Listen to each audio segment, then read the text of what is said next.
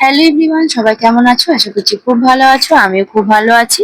নতুন একটা রেসিপি নিয়ে হাজির হলাম তোমাদের কাছে। রেসিপিটা হলো ধনিয়া কাতলা। গরম ভাতে একদম জমে যাবে। চলো দেখিনি কি করে বানালাম। রান্নাটা প্রথমে আমি এখানে নিয়েছিলাম ওই 5-6 পিস মতন কাতলা মাছ। সেটাকে ভালো করে গরম তেলে ভেজে দিলাম। ভেজে নিয়ে তুলে রাখলাম। ওই তেলে একটু দিলাম কালো জিরে।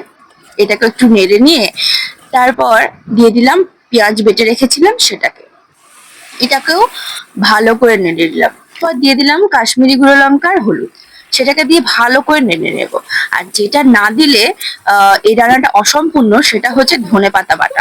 এই বেটে রাখা ধনেপাতার মধ্যে দিয়েছিলাম কয়েক কোয়া রসুন, একটা কাঁচা লঙ্কা, বড় সাইজের একটা টমেটো, স্বাদ মতন লবণ, জিরে গুঁড়ো, ধনে গুঁড়ো আর স্বাদ মতন চিনি। সবগুলো উপকরণ দিয়ে ভালো করে নাড়িয়ে নেব।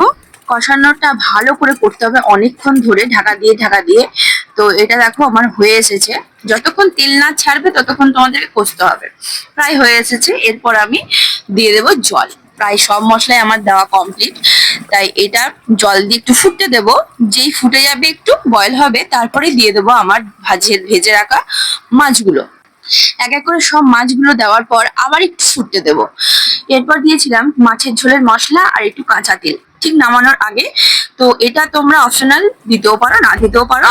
আমি আমার স্বাদ অনুযায়ী আমি এটাকে দিয়েছি, তোমরা স্কিপ করে যেতে পারো। আর এই প্রসেসটা চিকেন দিয়েও খুব সুন্দর লাগবে। তো চিকেনের ক্ষেত্রে সেখানে আদা রসুনটা ব্যবহার হবে। চলো, রান্না কমপ্লিট আমার। আর আমি পাতে নিয়েও নিয়েছি, বাড়ির সবাইকে দিয়ে দিয়েছি। সবাই বাড়ির খেয়েও ভালো বলেছে। তোমরা অবশ্য কিন্তু বাড়িতে ট্রাই করতে ভুলবে না। আর যারা যারা ধনেপাতা খেতে ভীষণ ভালোবাসো, তাদের এই রান্নাটা আশা করছি ভীষণ ভালো লাগবে। আর যারা ভালোবাসো না, তারা একবার ট্রাই করো। আশা করছি এরপর থেকে ধনেপাতা খেতে শুরু করে দেবে।